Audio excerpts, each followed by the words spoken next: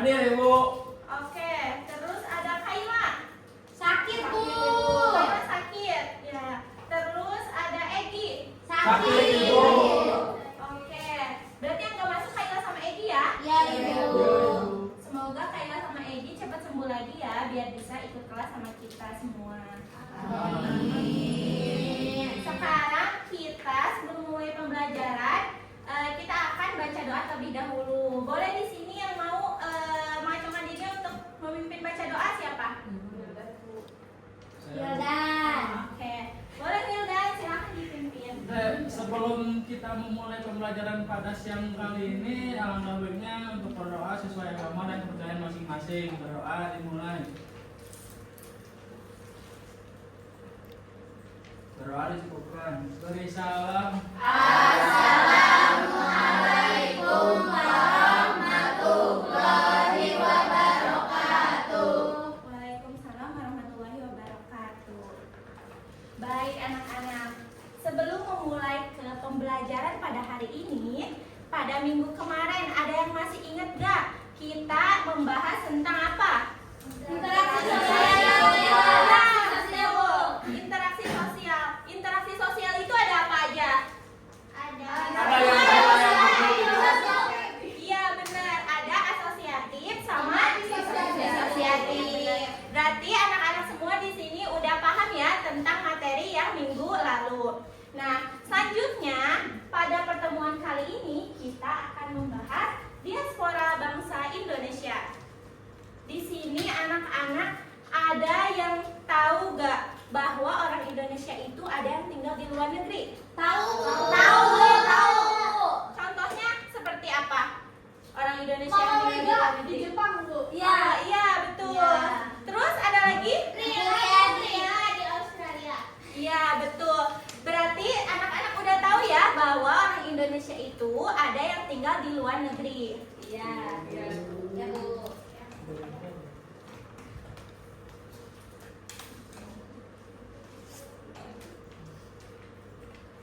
Sebelum masuk ke materi di sini, Ibu akan membacakan tujuan pembelajaran yang nantinya akan dicapai ketika anak-anak sudah mengikuti pembelajaran kali ini.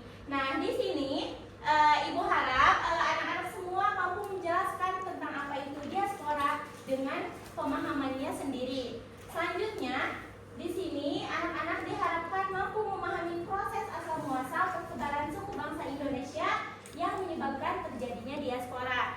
Dan yang terakhir, di sini anak-anak diharapkan mampu mengidentifikasi faktor-faktor pendorong yang melatar belakangi terbentuknya diaspora bangsa Indonesia dengan secara jelas.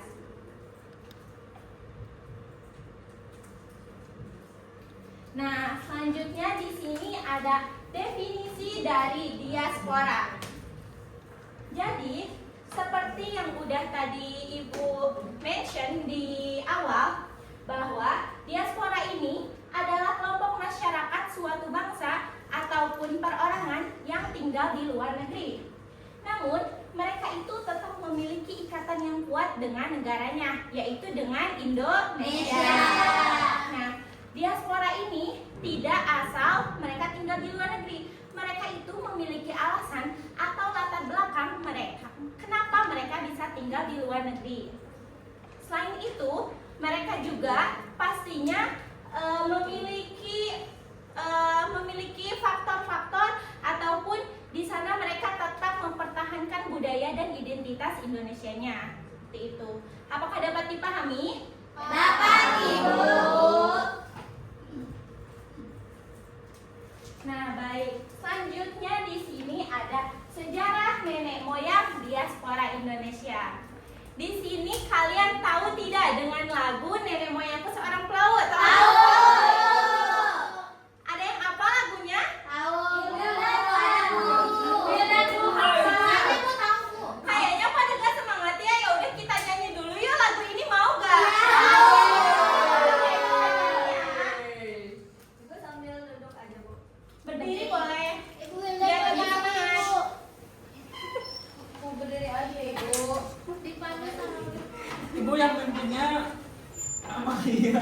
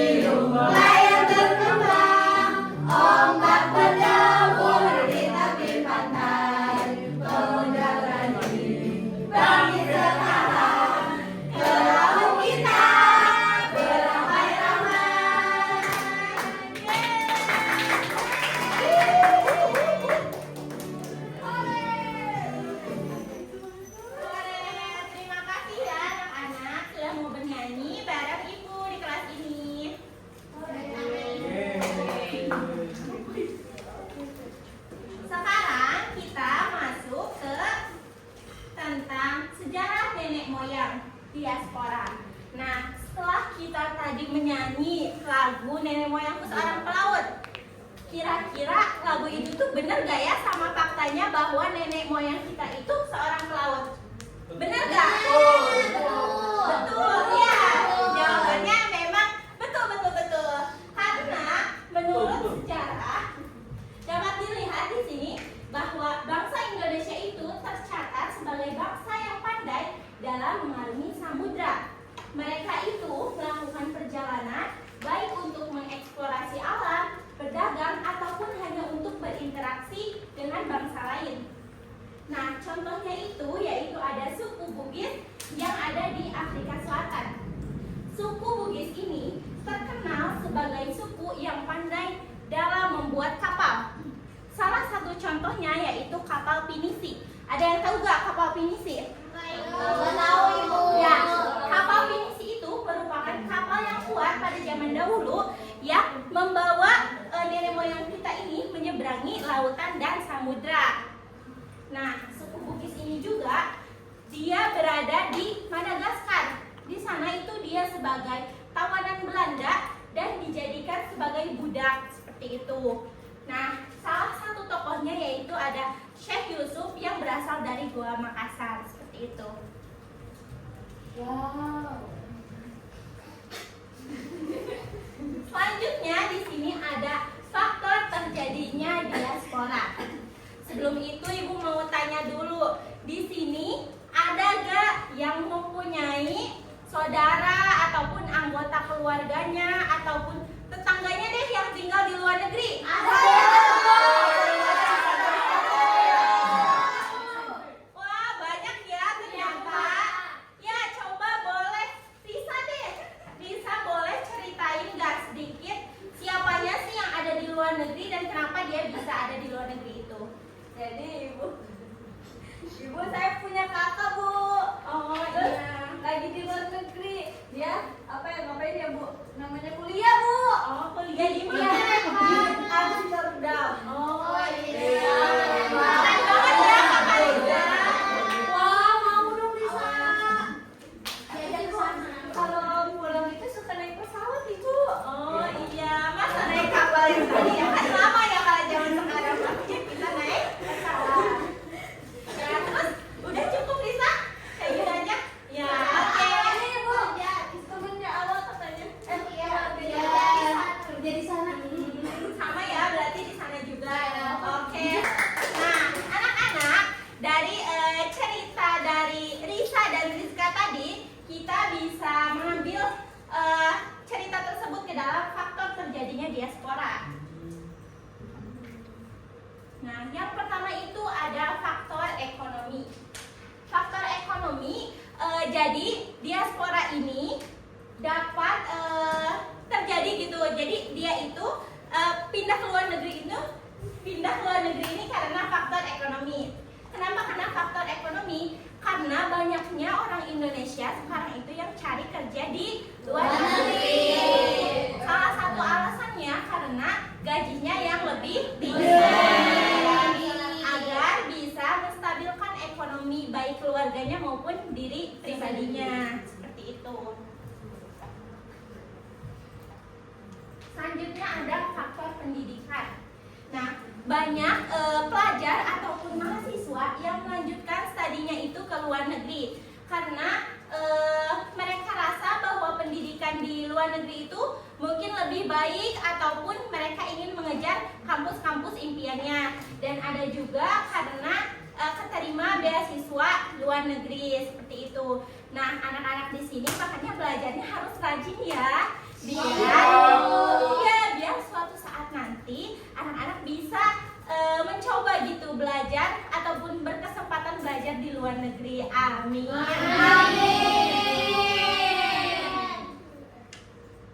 Selanjutnya di sini ada faktor sosial budaya. Nah, anak-anak di sini ada yang suka gak sama orang bule? Suka.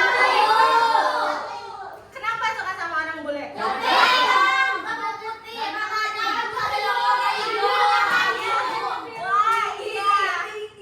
iya menarik semua ya pokoknya alasannya. Nah, jadi salah satu faktor terjadinya diaspora yaitu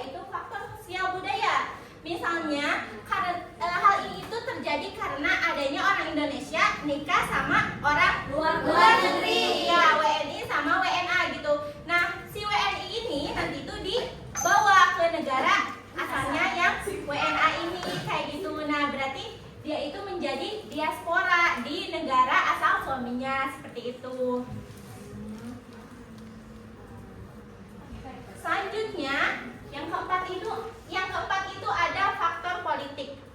Nah, pada faktor politik ini dapat terjadi apabila adanya ketidakstabilan politik di dalam negeri.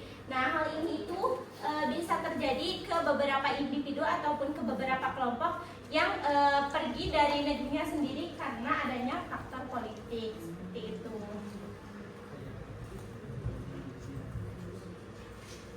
Jadi, yang tadi dicontohkan oleh Lisa dan oleh Rizka itu termasuk ke faktor yang mana? Ada yang bisa menebak nggak? Saya Bu, Ya, boleh silakan Rizka. kalau Rizka itu lebih kepada faktor ekonomi, kemudian untuk Lisa itu lebih ke faktor pendidikan karena yang Rizka itu dari TKW, terus yang Lisa tuh masuk pendidikan. Iya, betul. 100 buat Wildan. Good job.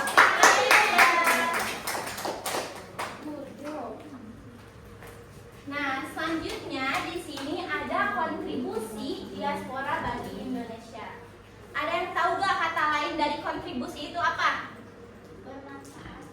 Ya, betul. Bermanfaat. Jadi, diaspora Indonesia ini meskipun dia tidak tinggal di Indonesia, tapi dia itu tetap memiliki kontribusinya gitu bagi Indonesia. Nah, yang pertama itu pada bidang ekonomi. Mereka itu merupakan salah satu terbesar gitu mengirimkan devisa untuk tanah air gitu. Di mana devisa yang mereka kirimkan itu cukup besar gitu untuk meningkatkan perekonomian di Indonesia. Itu. Selanjutnya yang kedua itu ada pada bidang pendidikan. Jadi mereka yang bersekolah ataupun berkuliah di luar negeri, ketika mereka kembali lagi ke dalam negeri, tentunya mereka akan membawakan manfaat. Nah, salah satu manfaatnya yaitu yang pastinya adalah ilmu pengetahuan.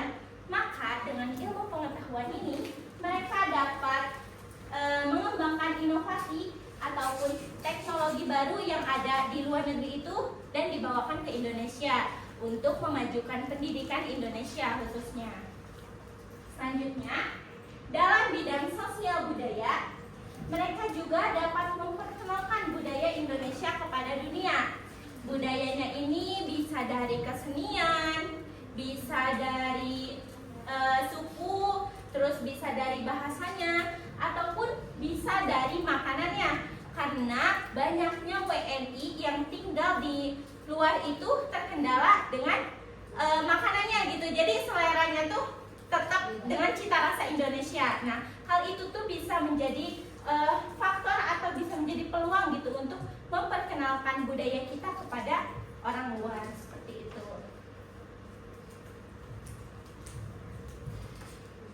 Baik, anak-anak, di sini materinya sudah tersampaikan semua. Nah, ada yang ingin ditanyakan atau tidak dari yang sudah Ibu jelaskan? Ibu mau bertanya.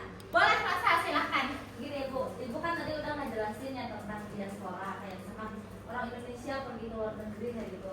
Nah, menurut Ibu apa aja hal yang penting untuk dipertahankan dari identitas Indonesia? Kan kayak Indonesia punya banyak kayak kan kata Ibu yang baru disampaikan kayak cita rasa kayak misalkan tetap meskipun ke luar negeri tetap menyukai makanan Indonesia nih. Oke.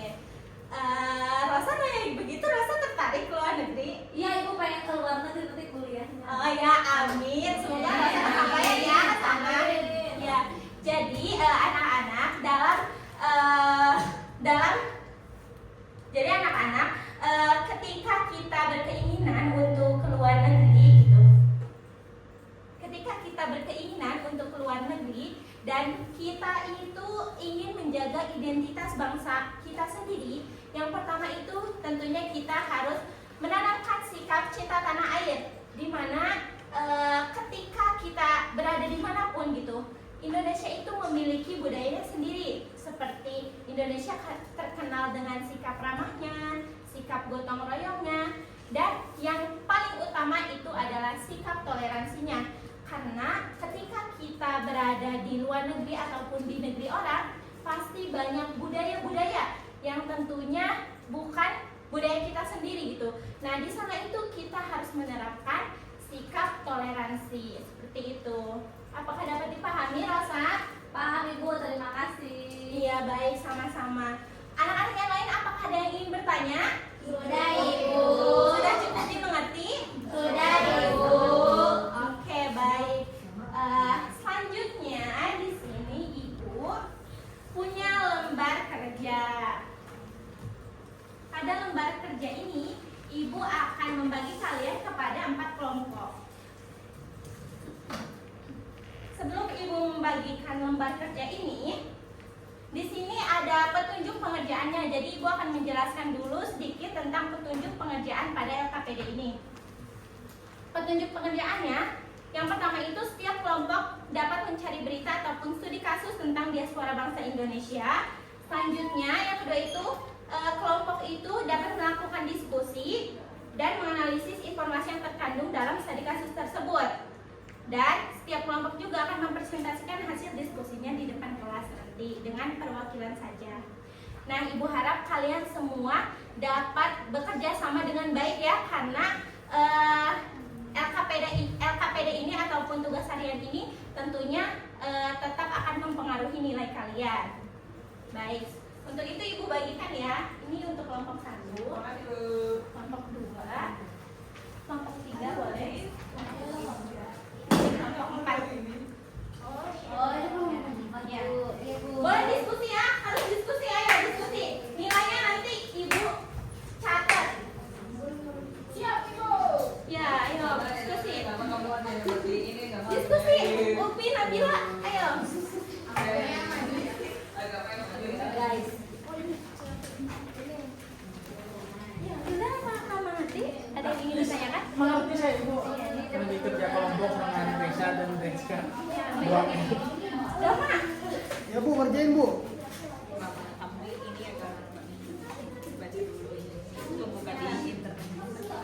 Ya. Ibu itu tentang makanan. Iya, oh, Ibu Fitri, pasti itu ya. Oke. Anak-anak apakah sudah? Sudah, Bu. Oke, baik. Kalau sudah semua, boleh satu kelompok maju untuk mempresentasikan hasilnya. ini Bu, Bu. Boleh ya. Dari satu kelompok aja ya. Boleh kelompok Dinda dulu. Oke.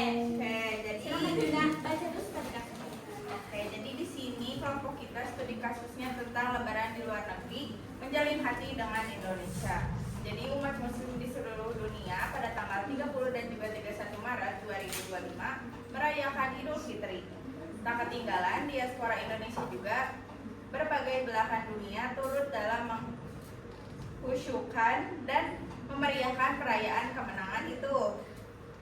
Nah, jadi analisis yang kita dapat yaitu faktor penyebab utamanya terjadinya diaspora. Yang pertama terkait pendidikan. Banyak pelajar Indo yang melanjutkan pendidikan di negara Turki, lalu pekerjaan, pernikahan, dan lain sebagainya. Lalu yang kedua ada diaspora Indonesia beradaptasi dengan melakukan integrasi dengan budaya setempat, sembari mempertahankan identitas atau budaya nasionalnya. Jadi seperti itu Bu. Ya, baik, terima kasih ya kepada kelompok Dinda yang sudah presentasi pada kali ini. Nah, baik anak-anak semua, alhamdulillah gitu ya, semua kelompok juga sudah maju untuk presentasi. Nah, sekarang kita kepada balik lagi kepada materi, yaitu kepada kesimpulan. Nah, dari awal sampai akhir pembelajaran kali ini, anak-anak ada yang ingin menyimpulkan nggak apa saja yang tadi sudah kita bahas? Saya Bu. Boleh Dea, silakan. Jadi diaspora itu adalah orang Indonesia misalnya yang tinggal di luar negeri. Kata namanya itu ada faktor ekonomi, kemudian ada faktor pendidikan, dan juga ada faktor sosial. Faktor ekonomi itu contohnya seperti menjadi TKW Bu. Seperti itu contohnya. Baik, terima kasih Dea. Ya, benar sekali apa yang dikatakan oleh Dea bahwa diaspora ini merupakan orang Indonesia yang tinggal di luar negeri dan membawa budaya Indonesia ataupun dengan latar belakang yang lainnya. Nah, dengan itu juga diaspora Indonesia ini merupakan aset bangsa yang sangat berharga. Mereka merupakan jembatan antara Indonesia dengan dunia. Untuk itu, mari kita dukung dan apresiasi peran diaspora Indonesia dalam memajukan bangsa. Ya, alhamdulillah anak-anak, pelajaran kali ini sudah selesai dan sudah tersampaikan semua. Untuk itu, Ibu ingin mengingatkan ya kepada kalian semua bahwa pertemuan yang akan datang nanti kita akan membahas tentang sumber daya manusia. Nah, boleh anak-anak nanti baca-baca dulu ataupun cari-cari dulu materi tentang itu biar nanti di kelasnya kita bisa gampang untuk berdiskusi seperti itu. Selanjutnya nanti juga Ibu kirimkan ke ketua kelasnya ya refleksi anak-anak untuk merefleksi Ibu bagaimana pembelajaran hari ini dan untuk pembelajaran ke depannya lagi. Oke, untuk itu sebelum kita tutup pembelajarannya boleh kita baca doa terlebih dahulu. Sebelum kita mengakhiri pelajaran pada siang kali ini, alangkah baiknya kita berdoa supaya kabar kita masing-masing. Doa mulai. Doa disebutkan bagi salam.